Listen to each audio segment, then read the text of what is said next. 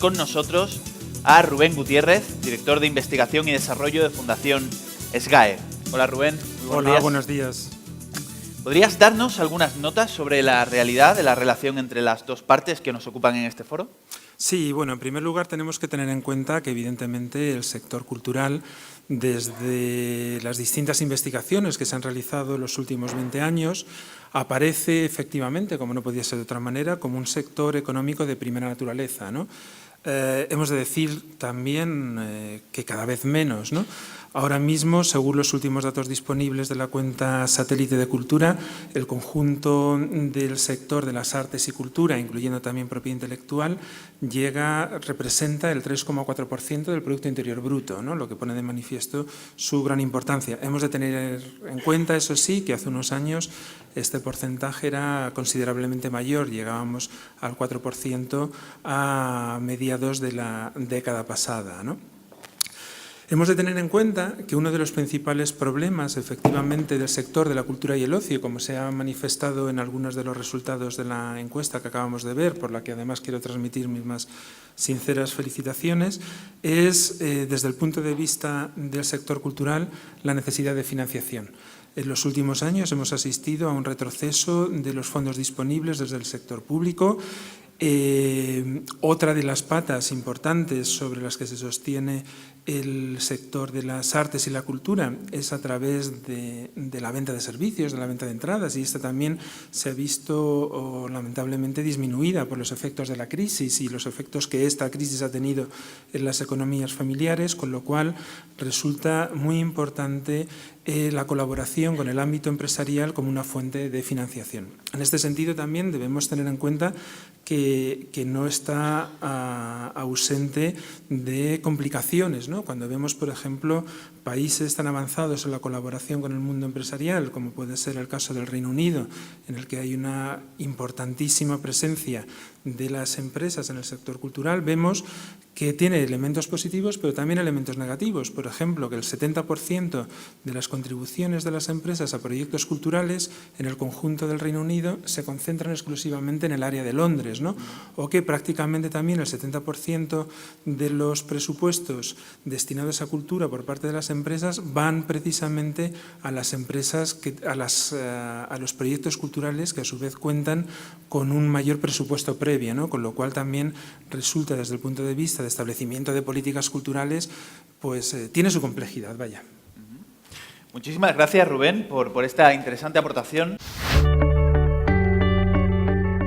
Bueno, estamos con Guillermo Vergara Muñoz, vicepresidente de la Fundación Paideia Galiza, organización sin ánimo de lucro creada en 1986 y con sede en A Coruña. Bueno, ya nos ha explicado Jacinto a qué se dedica la Fundación, pero yo os diré que Guillermo es técnico en empresas y actividades y experto en unión económica y monetaria por la UNED y se ha especializado en el desarrollo de trabajos en el área medioambiental, el turismo o el patrimonio cultural.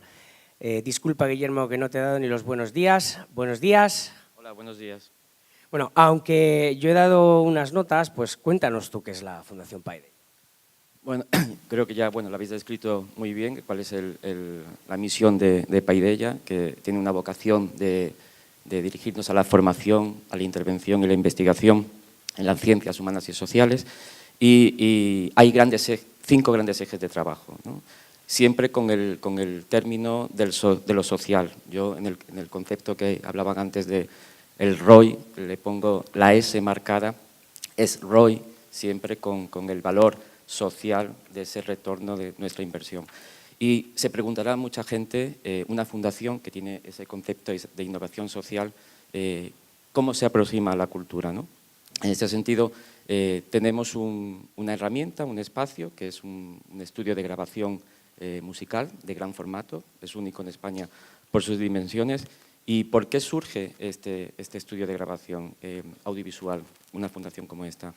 Surge por la demanda principalmente del cine gallego, que en su día nos hace una demanda de que la música, no hay ningún espacio en el norte de España, un espacio de calidad donde se pueda grabar pues una sinfónica, una banda sonora de una película, que se suele ir a los países del este, donde hay una riqueza y un valor y una profesionalidad de músico sinfónico muy aristocrática, y que en el norte de España pues no hay ningún espacio donde se pueda grabar la parte musical siempre del producto visual.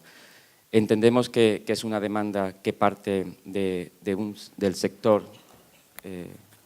Sí, se escucha bien, sí. Sí. Que parte de este sector, y construimos dentro de un centro de iniciativas empresariales esta herramienta que no solamente, bueno, con una concha acústica que tiene una reverberación óptima para este tipo de música, y que hoy en día es un espacio de emprendimiento musical donde no solamente música de cine, sino también de cualquier estilo musical, de jazz, de pop, de música tradicional. Suelen pasar emprendedores musicales donde se le acompaña desde el proceso de la detección del talento hasta la grabación, hasta la formación, hasta la distribución y la puesta en escena en festivales generalmente gallegos. Y en el origen de vuestra fundación está la atención a la discapacidad. Pero desde hace años las áreas de actividad son cada vez más variadas y siempre está presente componente formación, investigación y el componente ético, porque la apertura al emprendimiento y en particular al emprendimiento cultural, o sea, ¿por qué esa apertura? ¿Y qué encuentra una organización sin ánimo de lucro cuya misión es la de promover la innovación social o la creación de proyectos sostenibles en la cultura? Nuestro objetivo siempre está en el empleo, la formación para el empleo de colectivos en exclusión social, en este caso colectivos que estén fuera del sistema educativo, formativo o del sistema del empleo.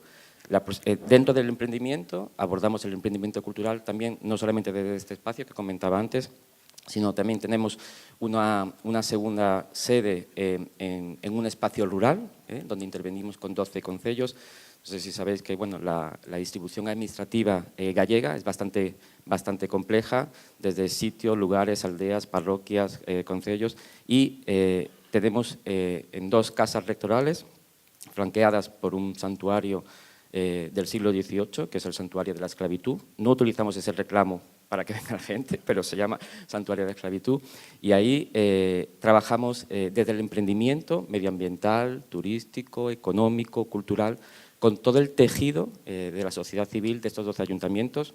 Supongo que conoceréis Galicia. La leyenda dice que cuando Dios creó el mundo, puso la mano, descansó sobre Galicia y ahí se crearon las 5 rías importantes. Una de ellas es la nuestra, que es la ría Arousa Norte, una ría bañada por las letras de Rosalía de Castro, de Castelao, de Valle Inclán, de Cela. Es decir, hay un patrimonio cultural increíble.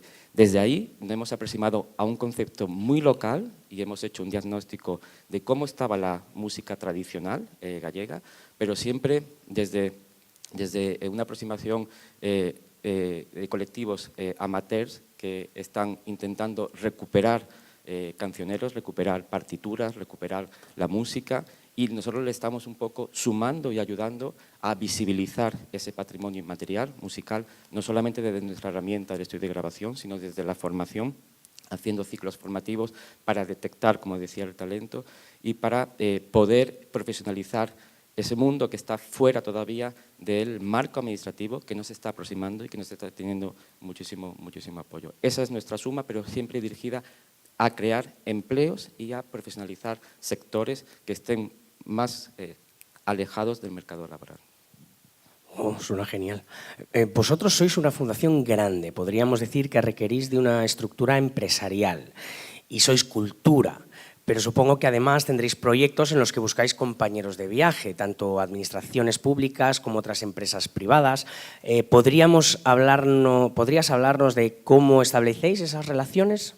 Nuestra vocación siempre está de trabajo con lo público. Creemos que de forma autónoma, independiente, no se pueden hacer las cosas. Sobre todo la transferencia en las normas y en las reglas administrativas tiene que ser también un trabajo conjunto con la sociedad civil. No nos gusta el concepto, sé que estamos en un marco idóneo, pero no nos gusta mucho el concepto del patrocinio, nos gusta mucho más el concepto de sumar y de poder aportar para generar sinergias entre todos los partners que trabajemos en un proyecto conjuntamente. Queremos hacer las cosas siempre, no tampoco desde un ámbito gallego, sino también fuera también de Galicia. Siempre contamos, como digo, con la administración, siempre proponemos una financiación compartida, una forma de colaboración, donde cada uno tenga un papel relevante, pero siempre dirigido a transformar las prácticas y a poder, pues como decía, siempre generar empleo y llegando a donde muchas veces la Administración no suele llegar. Siempre decimos que en todos los proyectos de la Fundación abarcamos los dos extremos de la cadena, aquellos colectivos, como decía, que están más fuera del mercado laboral, y por otra parte, aquellos profesionales que están en la práctica, ofertando una formación de excelencia para transformar esa práctica y poder mejorarla. ¿Y qué puede aportar una fundación no directamente vinculada a una empresa o marca a la cultura y el arte? Bueno, nosotros nos estamos aproximando al concepto de la cultura, pero bueno, entendiendo la cultura como esa excelencia por el gusto, por las bellas artes y por el gusto por las humanidades. Creemos que nuestra aportación en ese sentido, como decía, es aquellos espacios donde la Administración está llegando, y creemos que no está llegando a aquellos emprendedores culturales que tienen muchísimo talento, que no se les está apoyando, y nosotros nuestra aportación es ofreciendo esos espacios formativos, ofreciendo esa promoción, ofreciendo en algunos casos esa grabación y ofreciendo esa visibilización y acompañamiento al mercado laboral. Esa es nuestra aportación desde fuera, pero siempre cogidos de la mano, repito, con la Administración, sea el color que sea en cada momento, porque creemos que es de la manera que se puede transformar las prácticas. ¡Jo, qué bien te expresas, ¿eh? Es que me ha quedado todo súper claro. Que muchísimas gracias, Guillermo. Y Nuria del Río es directora de la Fundación Vivanco para la Cultura del Vino, es diplomada en Biblioteconomía y Documentación por la Universidad de Zaragoza y licenciada en Documentación por la Universidad de Alcalá de Henares, máster en Viticultura, Enología y Marketing del Vino, doctorada en Gestión Cultural por la Universitat Oberta de Cataluña. ¿Lo he dicho bien esto? Forma parte del equipo del proyecto cultural de la familia Vivanco desde el año 2000. Además, durante estos años ha catalogado el fondo documental de su Centro de Documentación del Vino y ha coordinado la actividad de su editorial. Soy yo otra vez. Muy bien. Vale, pues lo dicho. ¿Pero se ha entendido lo que he dicho o lo repito? Ah, vale, gracias. Bueno, hola Nuria. ¿Qué tal? Encantada de estar con vosotros. Gracias, nosotros también es un placer, ¿eh? Mira, tenéis el museo del vino más importante del mundo, no es decir poco, ¿eh? Y no solo porque hable del proceso del vino en sí, sino porque atendéis a toda la cultura del vino. ¿Por qué una empresa de vinos se decide a emprender un proyecto así? Sí, bueno, lo has dicho también tú en la introducción que has hecho. Es una empresa familiar. Vivanco, el nombre correcto, digamos, es Vivanco Enoturismo y Experiencias, aunque yo represento la parte cultural, digamos, es la Fundación Vivanco de la Cultura del Vino. Es una empresa familiar, no somos ni Coca-Cola ni ninguna de las grandes empresas, por lo tanto sí que hay que cambiar un poquito el chip respecto a nuestro proyecto.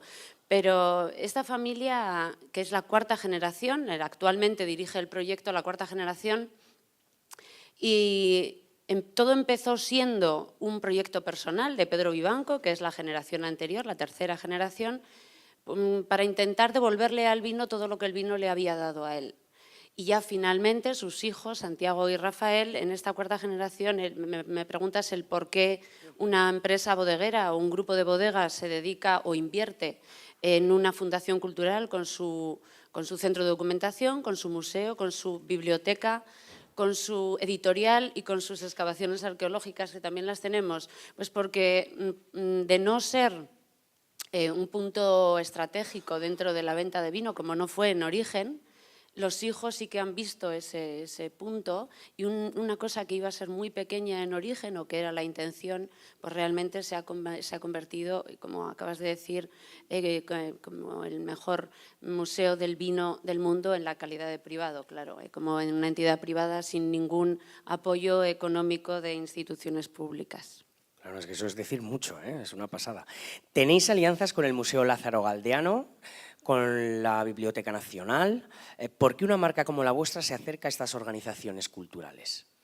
Bueno, como acabo de deciros, pues somos muy pequeñitos. Yo no sé cuántos de los que están aquí sentados conocen el proyecto, el museo, conoce algo, conoce Vivanco, ¿no? Sabe de qué va esto. Seguramente pocos. Nosotros necesitamos visibilidad porque creemos que realmente tenemos un proyecto muy interesante. Hacemos, creo, es mi opinión, un buen vino, pero además el proyecto cultural y enológico, enoturístico que esta familia ha creado es interesante, es importante y nos gustaría que todo el mundo lo conociera. ¿De qué manera desde la Fundación intentamos hacernos conocer? Pues acudiendo a los grandes de la cultura, intentando que nos escuchen, que conozcan nuestro proyecto si puede ser in situ, intentamos convencerles de que esa parte de especialización que puede dar el vino, que el vino siempre ha estado en todas las artes, en todas las culturas desde que el hombre es hombre, solamente hay que rascar un poquito, tanto en la Fundación Museo Lázaro Galdiano como en la Biblioteca Nacional, como en el Reina Sofía, bueno, en distintos proyectos que tenemos ahora en marcha, siempre hay presencia del vino en las colecciones de todas ellas. Solo hay que buscar, dedicar un poquito de tiempo. Creo que a nosotros nos beneficia absolutamente porque nos dan foco y creo que a estas grandes instituciones también les viene bien a veces un proyecto de especialización, aunque sea de manera temporal. Pero, en tu opinión, ¿qué dificultades encuentra una empresa pequeña como la vuestra en la relación con la cultura? Bueno, pues que al final normalmente te ves solo. Esta familia, como supongo que tantas, ha tenido muy pocos apoyos externos, públicos, sí, por supuesto, pero quiero decir, al final es una apuesta absoluta, porque normalmente, además, ya se ha hablado antes, que el retorno se obtiene a medio o largo plazo, digamos, el retorno contable. Porque sí que es cierto que el retorno intangible es inmediato, solamente hay que estar esperando y saber aprovecharlo en cuanto te llega. Pero es muy difícil porque normalmente en los comienzos, y digo comienzos, los 7, 8, incluso 10 primeros años, es un saco sin fondo. Y el foro en el que estamos es en Cultura Empresa. La parte más empresarial siempre está detrás de ti para darte la colleja y para decirte, bueno, pero ¿y otra exposición? Y otro concurso, y otro… Es una pelea que si tienes la suerte, como en nuestro caso, de que la familia esté absolutamente convencida de haber ido por el buen camino, pues bueno, pues se lleva mejor. Pero es muy complicado y sería fantástico que, por ejemplo, hubiera una ley de mecenazgo y que funcionara y que fuera razonable y que se apoyaran estas iniciativas privadas. Mientras tanto, pues… el empresario que tiene esta idea y esta intención, pues tiene que pelear hasta que se cansa. Al final siempre es currar y currar. Sí, sí. Oye, que la verdad es que yo te he estado investigando en internet y hacéis un montón de cosas, ¿eh? Es una pasada total. Oye, que muchas gracias, Nuria. Bueno, que no ceses en esta maravillosa labor que estáis haciendo y devolvemos la conexión a nuestros estudios. Gracias. Vamos a aprovechar para charlar con Pablo Muñoz, que es presidente y CEO de FCB España. En 1999 se hizo cargo de la dirección general de Draft FCB y con anterioridad fue socio fundador de la agencia Think for Sale. Actualmente compagina su cargo con la vicepresidencia de la Branded Content Marketing Association. Hasta diciembre de 2006 fue presidente de la EMI, Asociación Española de Agencias de Marketing Integrado, y por su experiencia ha actuado como jurado en el Festival de Publicidad Cannes Lions, en el Festival El Sol y en los premios Eficacia. Da conferencias en distintos másters y seminarios y es codirector del máster en Branded Content y Comunicación Transmedia en la Universidad Carlos III de Madrid y autor también del libro Engagement Marketing, publicado por la editorial Person. Muy buenos días, Pablo. Respecto al Branded Content, que ya hemos estado hablando aquí sobre él, ¿cuáles son los retos que ha detectado la asociación? Tema de, por ejemplo, derechos de autor, normas sobre publicidad encubierta. Me alegro que me hagas esta pregunta, así puedo introducir a la asociación. La asociación, la Branded Content Marketing Association, tienes ahora mismo 6 comisiones abiertas, 6 comisiones de trabajo. Como funcionamos es a través de comisiones de trabajo.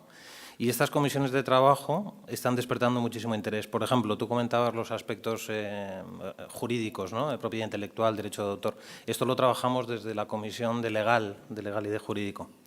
Legislación, la existente y la inexistente, ¿no? Todo esto se está debatiendo ahí dentro. Pero hay otras comisiones que también están despertando muchísimo interés y participación por parte de los asociados. Por ejemplo, Comisión de Investigación y Medición, cómo podemos tratar de estandarizar el consumer engagement o este tipo de actividades que hacemos, cómo podemos tratar de estandarizarlo de tal manera que pueda competir con el GRP o medidas de exposición y de frecuencia, ¿no? Eso se está trabajando ahí. O, por ejemplo, la Comisión de Formación está respetando muchísimo interés todo lo que estamos haciendo en cuanto a colaboración con universidades públicas, privadas, con escuelas de negocio, estableciendo másters, cursos de experto, participaciones en todo tipo de foros y de mesas de debate. En el fondo, la asociación lo que es un punto de encuentro en el que todos los players que intervienen en la creación de un contenido de marca, es decir, las propias marcas, los anunciantes, las agencias creativas, las agencias de medios, los productores de contenido y los propios medios de comunicación, estamos en un plano de igualdad tratando de impulsar estas iniciativas. En la mesa de Branded Content nos ha quedado claro que evidentemente no es para nada una nueva tendencia y que lleva bastante tiempo entre nosotros. Mirando hacia el futuro, tú que además has sido uno de los pioneros, ¿cuál crees que es la tendencia en la comunicación? O sea, ¿hacia dónde van a mirar las empresas a la hora de buscar fórmulas para mejorar su relación con sus clientes? Es gracioso, curioso, ¿no? Vamos a hablar de futuro, pero tú mencionabas, no es algo nuevo. Yo lo he contado en algún que otro foro. Yo escribo mi primer artículo en una revista del sector para hablar de Brand Entertainment, de unión de publicidad y entretenimiento, en el año 2004. Porque me piden un artículo para un número especial de tendencias. Lo curioso es que 10 años más tarde, esa misma revista, también para un número especial sobre tendencias, me pidió que escribiera un artículo sobre branded content y yo lo titulé algo así como ¿cómo se puede ser tendencia durante 10 años? ¿No? Algo estábamos haciendo mal. Se veía claramente que la industria le estaba costando moverse, salir de su zona de confort y algo que ya se veía que era claro. Al final, cuando me dices una mirada en el futuro, la mirada en el futuro es exactamente la misma. Yo escribí ese artículo en el 2004 porque asistí a una conferencia que dio un expresidente mundial de Coca-Cola, casualidad, que se llama Steve Hayer, en un foro en el que estaban representados la industria del entretenimiento, el mundo de Hollywood, y la industria de la publicidad. El foro se llama Madison Plus Vine. Y este expresidente mundial dijo dos cosas que a mí me llamaron mucho la atención, que siguen siendo vigentes hoy, y por eso te lo hablo en respuesta a futuro, que es a los anunciantes y a los marketers, él dijo textualmente, a los anunciantes y a los marketers os digo que tenéis que empezar a trabajar con y no en contra de los creadores de contenido. Y a mí eso me llama mucho la atención. Al final, la tendencia sigue siendo la misma. Ser relevante, tratar de no interrumpir, formar parte de la vida de las personas, formar parte de aquello que les interesa, contribuir trabajando junto con los creadores de contenido, como marcas y como creativos, a impulsar ese entretenimiento con mayúsculas, ¿no? Porque a veces la traducción de la palabra entretenimiento también nos ha dado más de un conflicto, ¿no? Oye, Pablo, y por curiosidad, ¿qué campañas de las creadas por tu agencia han creado un mayor valor a una empresa utilizando la cultura? Es difícil destacar uno, como los niños, ¿no? Destacar uno sobre otro. Creo que en la mesa de debate probablemente esta mañana haya salido el caso de la obra de teatro que hicimos para Hendrix, el Enajenatorium. Quizás como agencia somos una agencia típica en el sentido de que hemos tenido la oportunidad de guionizar, de trabajar guionizando en espectáculos teatrales como las de concierta, ¿verdad? ¿no? Sí, un poquitito. No, hemos tenido la oportunidad de trabajar guionizando con grandes artistas como Fura dels Baus, Els Comediants, Dragone, uno de los creadores del Circo del Sol.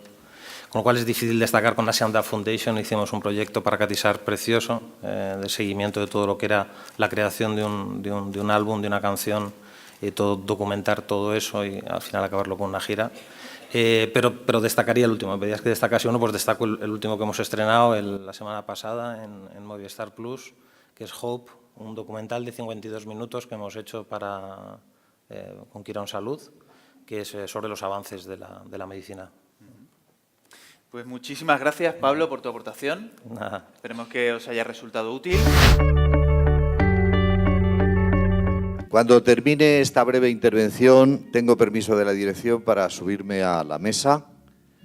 Daré un salto mortal y si no hay ningún accidente, luego correré desde ese extremo al otro y daré otro salto mortal. Ruego que no se vayan porque pueden asistir a un accidente espectacular. Si quitamos el micrófono, esta manera de comunicarse, un emisor y unos receptores, es la más antigua del mundo y la que ha acompañado a la humanidad durante decenas y decenas de miles de años. Tiene unas ventajas impresionantes, y es que el emisor y el receptor están cara a cara. Pueden cambiarse las tornas, es decir, ustedes pueden pasar a preguntar o a darme un comunicado a mí, y entonces yo soy el receptor y ustedes son los emisores. Tiene la gran ventaja de que además de escuchar el mensaje contenido en las palabras, ustedes observan también los gestos de la persona que está lanzando el mensaje, la expresión de su rostro, todo eso que llamamos el lenguaje corporal. Pero junto a estas indudables ventajas, tiene algunos inconvenientes, que son sus limitaciones. Limitaciones en el espacio. Lo notamos por el micrófono. Por muy potente que sea la voz del emisor, llega un momento en que no llega a más personas. Tiene un número limitado de personas para comunicarse. Y luego tiene otra limitación, la limitación en el tiempo. Cuando termina el comunicado y el emisor se va, se ha terminado el mensaje y no existen grabaciones, no existen escritos, no existen vídeos para volver a escuchar o a visualizar el mensaje. Durante decenas y decenas de miles de años, los seres humanos nos hemos comunicado a través de la expresión oral. Y la primera gran revolución en la comunicación sobreviene hace 6.000 años, cuando descubrimos la escritura. El mensaje no solamente se puede dirigir, sino que el mensaje también se puede escribir. ¿Y qué significa eso? Pues que nos hemos cargado la limitación del tiempo, porque una vez que está escrito, al día siguiente, o dentro de una semana, o dentro de un año, podemos volver a interpretar, a leer el mensaje. Y asimismo, si hacemos muchas copias, este mensaje, esta comunicación, puede llegar a más personas. Pero hasta que en 1470, merced a los descubrimientos de Coster en Mayet y de Gutenberg, no se descubre la imprenta, no alcanza el mensaje esa enorme multiplicidad. Es decir, que teóricamente puede llegar a miles y miles de personas el mensaje a través de la imprenta. La tercera gran revolución viene con los descubrimientos de Marconi con la radio y después el mundo, más tarde, el mundo audiovisual. Y luego viene ya la última revolución, que es la instalación de Internet, esa especie de biblioteca de Alejandría que llega a todos nosotros. Dicen los chinos que una imagen vale más que 1000 palabras, pero yo les puedo decir que no es cierto, que la fascinación que tiene la palabra directa, la vuelta a la comunicación oral, es algo muy difícil de sustituir. Por supuesto que el lenguaje audiovisual nos emociona. Estoy convencido que muchas personas se les humedecen los ojos con el anuncio de la lotería, pero es la música y es la imagen la que nos lleva a las emociones, la que le hizo exclamar para sí mismo a José Luis García, gran cinéfilo, la primera vez que a los 12 años besó una chica en el Retiro. Eché en falta por debajo la música de los violines. En la vida real no hay violines, sin embargo, la posibilidad de la palabra, la fascinación que tiene la palabra, llega teniendo pervivencia a pesar de las 4 revoluciones que hemos tenido. Y cuando nos enfrentamos a algo importante de verdad, cuando, por ejemplo, le queremos decir a la chica o al chico que vamos y queremos y tenemos el propósito de que cada día al despertarnos esté junto a nosotros esa persona, no le enviamos un WhatsApp, no le enviamos un Twitter, ni le enviamos un correo electrónico, a no ser que nuestra sensibilidad esté muy roma, sea muy chata. Cuando llega esa ocasión, nosotros miramos a los ojos y le decimos a esa persona que la queremos y que queremos y deseamos pasar el resto de nuestra vida con ellas. Una imagen rara vez suele valer más que 1000 palabras. Yo creo, cuando Miguel Hernández dice «te me mueres de casta y de sencilla», no hay manera más bella, más hermosa y más descriptiva de lograr percibir cómo es la imagen de esa mujer que está esperando al revolucionario. Cuando Neruda dice «voy a escribir los versos más tristes esta noche», es difícil que una fotografía, que un cuadro nos llegue a transmitir la melancolía, la interioridad de ese sentimiento de íntima tristeza. La palabra es muy importante y por muchos conocimientos que tengan ustedes de marketing, de ciencia, de organización empresarial, llegará un momento en que se enfrentarán ante un consejo de administración y tendrán que convencerle, no con gráficos y no con datos, sino al final tendrán que convencerle con las palabras de que ese proyecto suyo es bueno para la empresa, es positivo y lo tienen que aprobar. En todos los momentos importantes hay que hablar cara a cara, como habló la humanidad hace decenas de miles de años. Y hay momentos tristes y momentos alegres. Yo recuerdo cuando un día me tuve que sentar delante de mi padre y le dije: «Papá, tienes que dejar de conducir». Me había llevado que casi nos matamos. Tenía las facultades físicas mermadas en el oído y en la vista. Y es muy doloroso para un hijo decirle a un padre: «Papá, deja de conducir». Se lo tomó muy bien, pero no se lo escribí. Le miré a los ojos y le cogí de la mano, porque las cosas importantes se tienen que decir de palabra, como durante decenas de miles y miles de años ha hecho la especie humana. Muchas gracias.